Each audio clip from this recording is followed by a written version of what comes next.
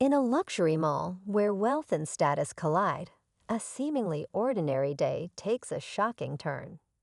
What begins as a casual encounter quickly spirals into a confrontation when a white woman launches a racist tirade against a black writer. The mall's pristine image shatters in an instant, but the real twist: the writer is more than just a bystander. She's a highly respected FBI agent. As the woman rants, the agent remains calm, but her silence hides a bombshell. She's leading the very investigation that could bring this outburst to light.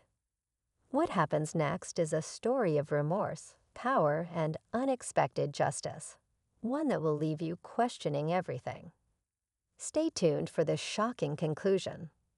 The woman, her face flushed with anger, continues to belittle the writer in front of stunned onlookers. She makes assumptions about the writer's place in the world, using offensive language that cuts deep. Her words echo off the marble floors of the high-end mall, but the writer remains eerily composed. She's been through worse, far worse, and knows how to keep control of her emotions.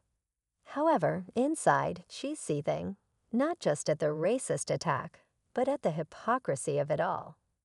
The writer's calm demeanor hides a truth. She's been working undercover for months on a major investigation into corruption at the mall's very ownership. Her adversary, the woman's husband, a powerful businessman with deep ties to the city's elite.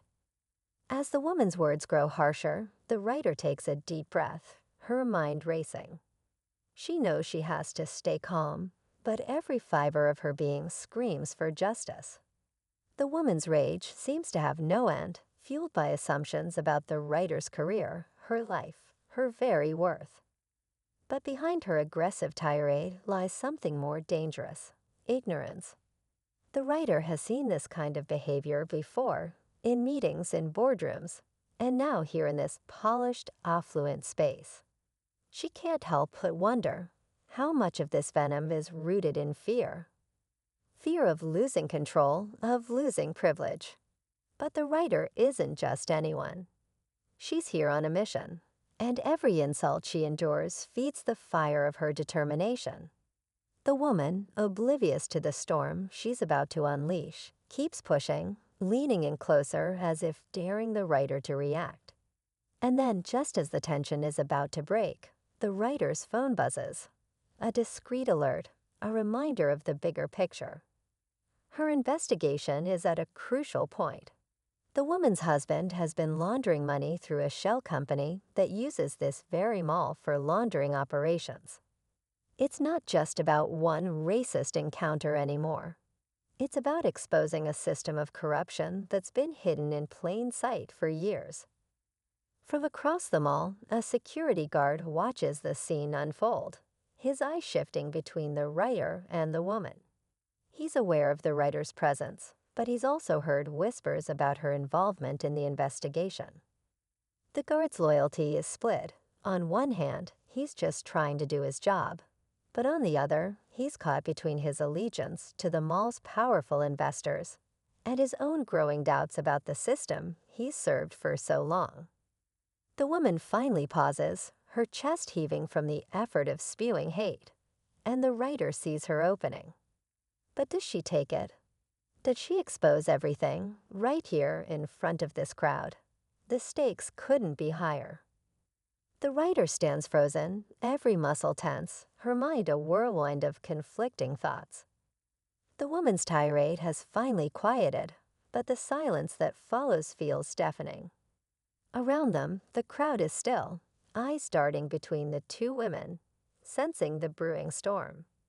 The security guard steps closer, his gaze fixed on the writer. She can feel his uncertainty, his hesitation. He's not sure what side to take, and his presence only intensifies the weight of the moment. The writer knows time is running out. The woman, still catching her breath, narrows her eyes, as if daring the writer to speak, to make the next move. "What's the matter, huh?" She sneers, got nothing to say. "I bet you're just a nobody in this place." The insult hangs in the air. thick with the kind of venom that can only come from years of privilege and unchecked power. The writer opens her mouth, but no words come out, not at first. Her mind is calculating, every detail running through her head. She can't afford to make a mistake. One wrong word, and this could all come crashing down. The stakes have escalated far beyond this encounter. Her phone buzzes again, this time with an urgent message. Another step closer to breaking open the case. But still, she hesitates. The woman's outburst has drawn too much attention. What if the truth gets buried under more lies? As if sensing the writer's indecision, the woman smirks, a knowing look in her eyes. "What's wrong, sweetheart? Cat got your tongue." Her voice drips with condescension, and for a moment, the writer wonders if the woman has any idea who she's actually dealing with. Then, just as the tension reaches its peak, the sound of footsteps echoes from the hallway, quick, urgent. The security guard stiffens, his hand moving subtly toward his earpiece. The writer doesn't look away from the woman, but her instincts scream that something's about to change. There's a shift in the air, like the calm before a storm. In the distance, the faint sound of approaching sirens cuts through the mall's otherwise serene atmosphere. Everything is aligning, but the writer knows she can't rush this.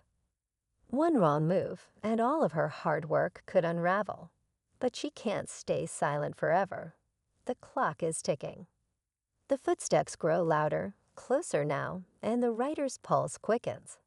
She can hear the distant chatter of voices, the unmistakable sound of authority arriving. But then, just as she's about to speak, a cold, familiar voice cuts through the air, sending a chill down her spine. "Is there a problem here, ma'am?" It's the security chief, James, the man she's worked with on the inside. His tone is smooth, practiced, but there's a flicker of something else in his eyes. Something unsettling. The crowd parts, and he steps toward them, his gaze flickering between the writer and the woman. The writer doesn't flinch. She knows James is deep in the pocket of the mall's investors, but she wasn't expecting him to show up now, not like this. His sudden appearance isn't a coincidence. She can feel the walls closing in. James knows too much about her investigation, about everything. "I think you're mistaken, James," Director Hernandez says, her voice sharp and unwavering. "The one at risk here is you." The writer's breath catches.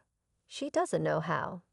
But somehow the director and her team had been on to James for weeks. What James didn't know, and what no one in the crowd could have expected, is that the writer wasn't just undercover in the mall. She had been one step ahead this entire time. She'd deliberately drawn the attention of the very people who had been orchestrating the corruption all along, including James himself. As Hernandez approaches, she turns to the writer. "You've done well," she says, nodding slightly. The writer feels a surge of relief, no longer a pawn, but a player. Her investigation wasn't compromised. It had been a carefully orchestrated move to expose the very people she had been working with, including James, who had been secretly taking bribes to cover up the mall's illegal dealings. The woman, still unaware of the bigger game at play, glares at the director. "What's this? Some kind of setup?" Director Hernandez doesn't blink. "It's the end of the line for you," she says coldly. "Your husband's empire is coming down, and so is yours. It's all over."